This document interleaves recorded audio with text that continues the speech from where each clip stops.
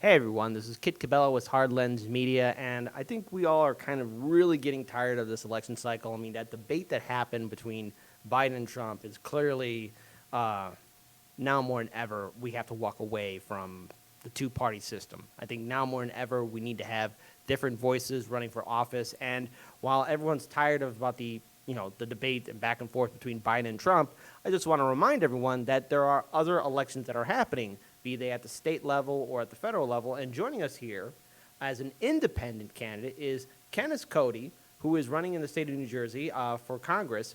Kenneth, thank you so much for joining us. I think it's very important for our viewers and subscribers to understand who you are. So tell us a little bit about yourself and the congressional district that you are running for in the state of New Jersey. Well, yes, Kit. Thanks for having me here today. I'm running for as an independent candidate for New Jersey's 12th congressional district as the independent candidate. It has four counties: Mercer, Middlesex, Union, and Somerset. And I've run before. In 2010 was my first time I ran. And many people are fed up with the two-party system, so I would like to have more options, and hopefully that's the option people will vote for on November 3rd. So, what I find interesting is that you actually were nominated via petition by some of your fellow Right. constituents. Can you explain it to our viewers and subscribers about what really went down with that process? Because normally a lot of people either vote Democrat or Republican, and when it comes down to independent candidates that are not affiliated with either the Greens or Libertarians, what was the process like that in New Jersey? Can you explain a little bit about that? With that, I had to get 100 signatures to make the ballot. So you have to get signatures in your district. They have to be registered voters too. So you go around. This time was very difficult with actually, 100 signatures doesn't sound like a lot, but with COVID-19, you had to do everything like virtually. So you had to, go through social media, ask if people would like to sign the petition. So we got the 100, actually 131 signatures and presented it to the Division of Elections, and we got our name on the ballot. All right. So now, when we look at the congressional district, at least the 12th congressional district in the state of New Jersey, who is the current incumbent? And clearly, what a lot of people want to know is what is happening in that district, and who are some of the corporate interests that are backing both the incumbent as well as the challenger of the two-party Right. system? Right. So the two parts, but basically, the incumbent is Bonnie Watson Coleman. She's a Democrat. Mhm. She's been in office since 2014, and um, she is up against a Republican called Mark Rizzoli, and he's also there too. And there's another independent candidate besides myself running as well. Okay. So when it comes down to any kind of debates or being on the ballot, has there been has anything been organized in regards for there being any kind of online debates? It's quite clear that Right. COVID-19 is clearly playing a huge role in prohibiting debates or any kind of town halls. Has anything been set up in regards towards you debating with the other two candidates? Nothing's been talked about. There's been no debate set up. Unfortunately, it's hard. You want to get your voice heard and get it mentioned out there. And if you make the ballot, you should be able to debate someone, whether it's in person or virtually. Especially now, virtually would be, of course, the way to go. But at this point, what we do in my campaign, we try to do everything by social media, get our message out, and get our message to the voters that way. Right. So now let's actually talk about policy because I think it's very important to separate yourself from the other two-party candidates who are clearly running in this race. Um, let's talk about the one issue that a lot of Americans are really been kept on supporting, and that is Medicare for all. Where do you Right. stand on that policy, and how do you think it should be implemented as we go past this 2020 election cycle? Well, like Bernie said during the campaign, Medicare for all is a right, not a privilege. You know, and especially now with COVID-19, people getting sick, losing their jobs because of COVID-19. What we need would be uh, that coverage. So if you lost your job, you'd still be covered. You can go to the hospital.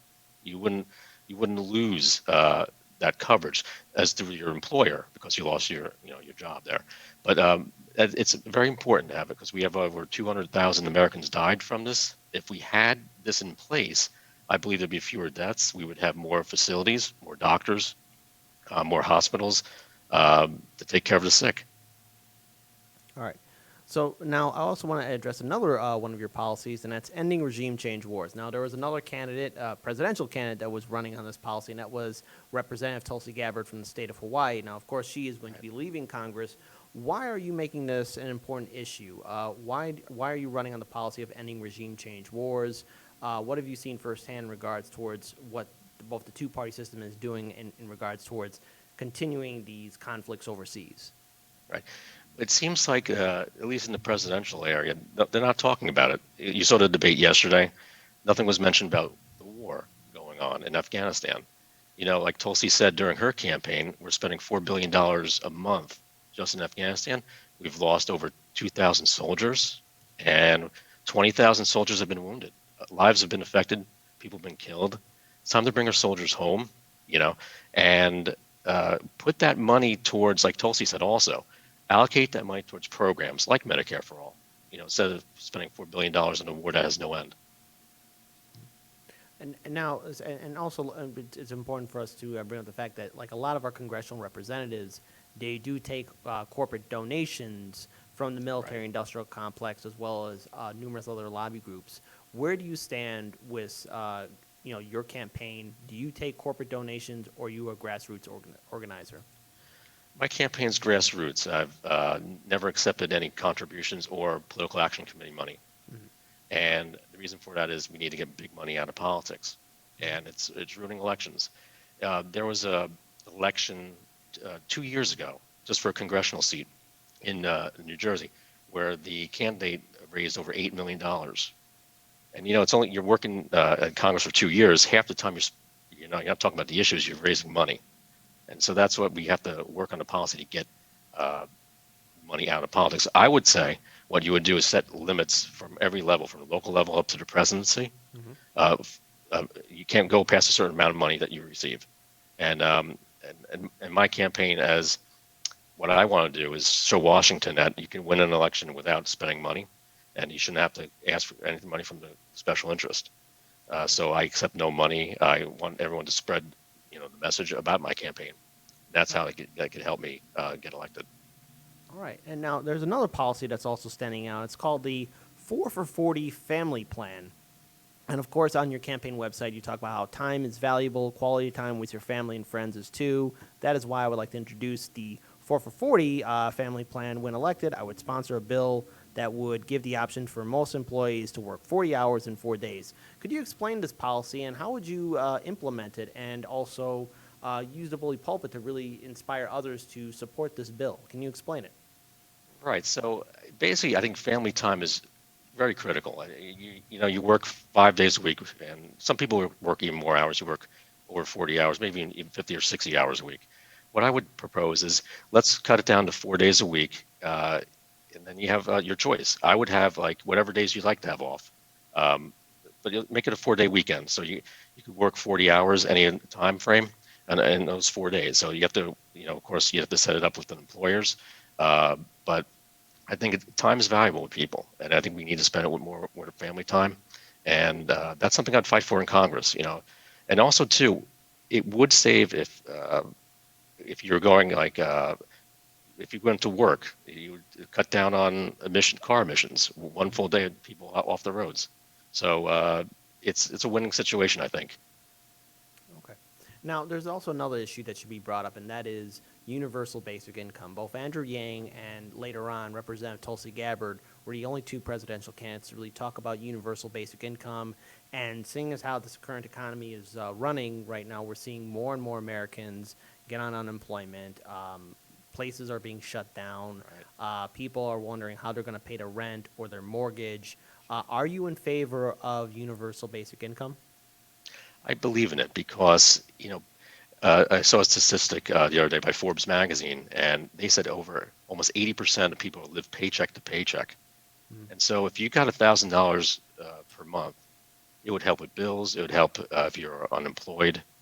It's a good system to get you off your feet. It's for the people, the plan, and that's what progressive ideas are. They're for the people, to help people, and UBI is part of that. Now, as an independent, though, you will be outnumbered potentially if you win your Right. election. You'll be outnumbered by both Democrats and Republicans. How are you going to stand out towards your colleagues, and really, what are you going to do to really make yourself really spread the message for Right. third-party candidates and independents? What are you going to do different than the other two parties that are currently in Congress? Right. So what I would want to do is work with them on my policies, and just send a message that we could work together. And that's the one of the reasons why I started running for Congress. Try to get Republicans and Democrats to work with all political parties. It's difficult, but it can be done. And I think the message is we need to help people, and that's what I would plan to do in Congress. And I think if you have all political parties working for that goal, and that's what you get elected for, to serve the people. And that's what Right. people, main parties forget sometimes about that. And uh, I think it'd be best served then as we would work together, as all together as one for our nation. Okay. Now, we've seen firsthand where independent candidates or progressive candidates that are running in the Democratic Party or third party candidates, there's been a lot of media censorship, or more importantly, the media is choosing to ignore anyone that's outside of the two party establishment. So, Right. when it came down to your campaign, what was basically the reaction towards your campaign by the media in the state of New Jersey? Has anyone really been following your campaign, and has there been any kind of censorship or people kind of ignoring your message? Well, it's been hard actually with that. So getting on the ballot is not as hard, but after that, that's when you have to try to get yourself noticed. So I've written articles for local newspapers, and unfortunately, they haven't been printed even. So uh, you don't know the reason why even. So you hope it's I don't know. I think you'd probably want to find it interesting that someone's running for office. They would publish an article for for the election. But yeah, it's tough because you don't get invited to debates often, and you just have to get your message out um, through social media at this point, especially with COVID-19. Right. And you know, going forward, especially as we go into the 2022 election cycle, what do you think the role will be for third-party candidates? Because it's quite clear that a lot of Americans are not identifying themselves as Democrat or Republican, but there really isn't an option or a party for a lot of Americans to go to. Now, to some extent, there are the Greens and Libertarians, but Right. even they have to deal with state and federal regulations that prevent them from being on the ballot. And right now, we are seeing the Movement for People's Party. What do you Right. think the real pathway forward for third parties that they'll have to take so that more Americans and even the media will be able to take them seriously? Well, yeah, I mean, like you said, that even the Green Party hasn't are not on the ballot in all 50 states, and unfortunately for that, uh, I like what the People's Party movement has started. I hope we can continue that. I think you get more people involved. I really think a lot of people would like to have a prominent third party. You have all the other countries around the world. There's plenty of political parties besides the duopoly that we have here.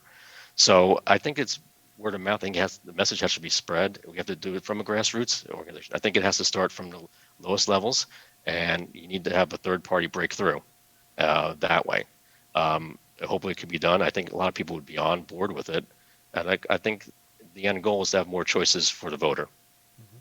And I also want to just mention too that you are wearing the Unusual American T-shirt, which was Right. branded by Tulsi Gabbard in her campaign. So I think a lot of our viewers might be asking you, were you a Tulsi Gabbard supporter? And if so, what was it about her campaign that really made you support her during the election or during the Well, yeah, primaries? definitely. I remember first seeing her on CNN. She did a town hall, and in fact, unfortunately, that was the only town hall she got invited to during the election cycle.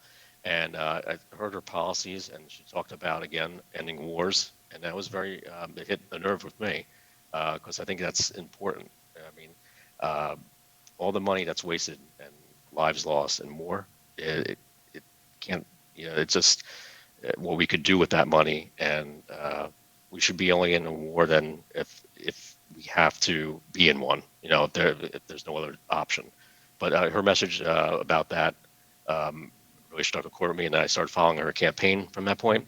And then, unfortunately, what happened? The media blacked her out pretty much. You know, and she was invited to debates also, and that got me more involved with her campaign. And unfortunately, she couldn't get the nomination. But hopefully, in years to come, she'd consider running again for president. All right. And then, as a final note for our viewers and subscribers, if they want to learn more about your campaign, or if there's going to be any kind of town halls or live streams that you'll be hosting, where can people find you online and on social media? Right. So the best place to find me, I'm on Twitter at Cody for Congress NJ, the number 4. I'm on YouTube. It's Cody for Congress NJ, and then best is find me on Facebook, facebook.com/Cody for Congress. So it's all right there on the background there. But yeah, and also you can Google me at Ken Cody for Congress, and then you'll find all the links, and my webpage as well will be there as well.